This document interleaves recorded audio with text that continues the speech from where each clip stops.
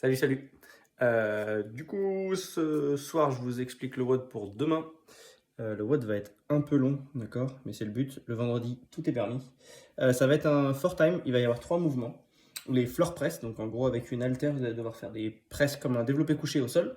Ensuite, des bâtons overhead squat, donc des squats avec la barre au-dessus de la tête. Et ensuite, de la course à pied ou du rameur, ou sinon des mini plate jump.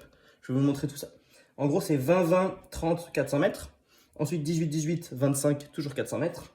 16-16, 20, ouais, toujours 400 mètres. Ensuite, 14-14, 15, toujours 400 mètres.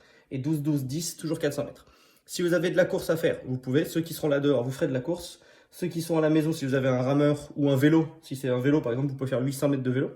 Genre un biker ou un truc, un assault bike, un truc comme ça à la maison, un watt bike par exemple. C'est à peu près, on va dire, on dirait 2 minutes 30 max de machine. Et si vous n'avez pas ça, vous avez une petite plate ou un petit truc pour sauter dessus. Je vais vous montrer les options pour faire comme de la corde à sauter ou un semblant de course à pied. Échauffement assez court, 3 mouvements, d'accord, mais qui vont être assez efficaces pour bien chauffer. Allez, c'est parti. Je vous montre tout ça. J'espère que vous me voyez bien.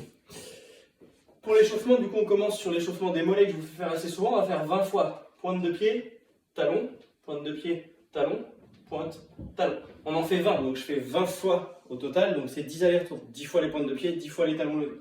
Une fois fini ça, on va faire 10 mètres à peu près d'échauffement ischio. J'avance, je viens toucher ma pointe de pied, c'est possible, tant que je garde la jambe tendue. J'avance, je touche, j'avance, je touche. On fait 10 mètres comme ça. Une fois fini les 10, on se met au sol, on se met sur les genoux, et on fait 10 pompes sur les genoux assez lentes. Donc on prend le temps de bien faire la pompe et on les fait assez lentes. On a 3 tours de tout ça. Une fois qu'on a fini les 3 tours, on part sur les mouvements du WOD. Mon haltère unique dans la main, je me mets au sol, comme ça, d'accord, je suis au sol et je vais venir pousser. Donc quand le coude touche le sol, la rep s'arrête, je peux poser ma tête, je viens pousser. Et j'en ai 20 d'un bras et ensuite 20 de l'autre. Vous poussez bras tendu pour que l'haltère soit au-dessus de votre poitrine, au sol. Dès qu'on a fini 20-20, on a fini le premier mouvement, donc ça c'est les floor press. Ensuite on récupère un bâton qu'on amène au-dessus de notre tête, les mains assez larges au-dessus de la tête, et on vient faire nos squats complets avec l'haltère, pardon, avec la charge, du coup le bâton d'habitude d'une barre, au-dessus de la tête. Vous allez voir, ça fait un gros volume de squat quand même. On en a 30. Une fois fini ça, on fait notre course à pied, on a 400 mètres, ou notre rameur 400 mètres.